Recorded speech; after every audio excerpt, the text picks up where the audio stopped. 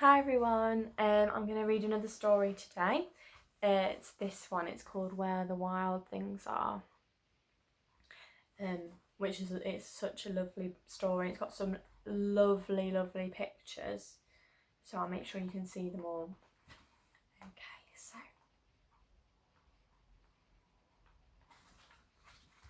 here we are. The night Max wore his wolf suit and made mischief of one kind and another. His mother called him Wild Thing, and Max said, "I'll eat you up." And he was sent to bed without eating anything. That very night in Max's room, a forest grew. And grew.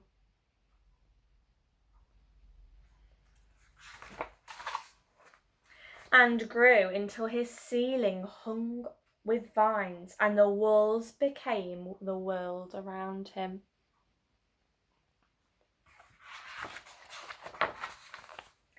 And an ocean tumbled by with a private boat for Max, and he sailed off through night and day. And in and out of weeks and almost over a year where the wild things are.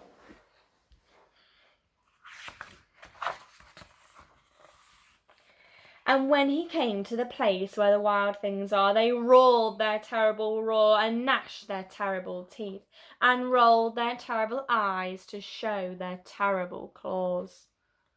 Oh, look at them. This is a really interesting picture because they all look like they've got different parts of animals. This has got scales, he's got a mane and a tail. Interesting.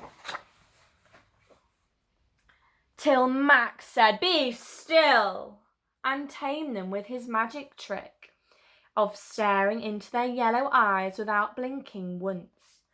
And they were frightened and called him the most wild thing of all.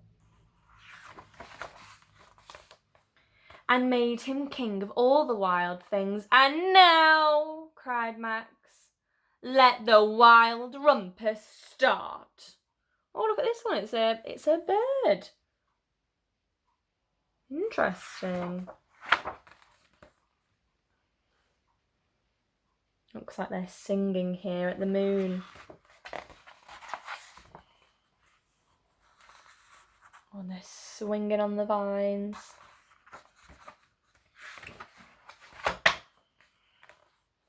Do you think Max is having fun?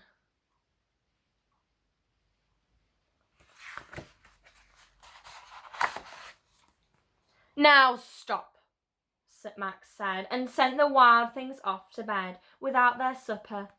And Max, the king of all the wild things, was lonely and wanted to be where someone loved him best of all.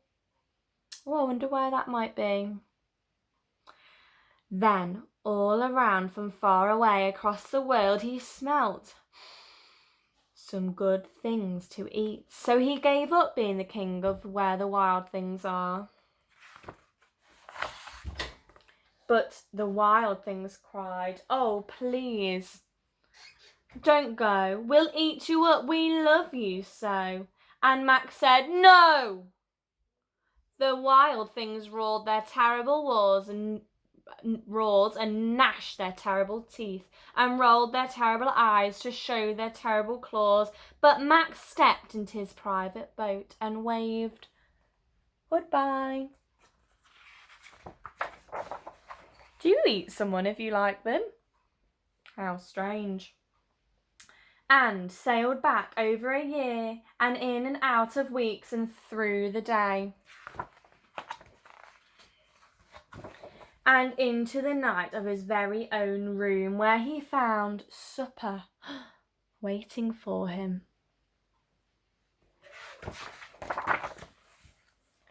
And it was still hot.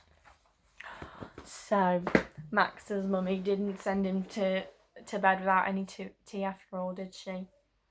Oh, right, I really like that story.